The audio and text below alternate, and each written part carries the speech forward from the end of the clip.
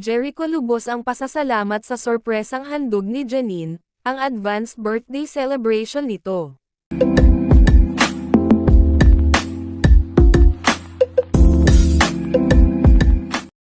Lubos ang kasiyahan ni Jericho Rosales sa sorpresang handog ng kanyang kasintahan na si Janine Gutierrez. Isang advance birthday celebration ang inihanda ni Janine para sa aktor. Hindi maitago ni Jericho ang kanyang tuwa at pasasalamat sa ginawang sorpresa. Bagamat sa September 22 pa ang kanyang kaarawan, mas naging espesyal ang okasyon dahil kasama rin nila ang anak ni Jericho na si Santino. Ipinakita ni Santino ang kanyang buong suporta sa relasyon ng ama at ni Janine.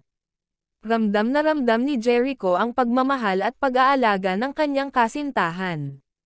Nagbigay din ng kasiyahan ang presensya ng mga malalapit na kaibigan at pamilya. Pinuri ng mga dumalo ang pagiging sweet at maalalahanin ni Janine. Ayon kay Jericho, isa ito sa mga hindi niya malilimutang selebrasyon ng kanyang buhay.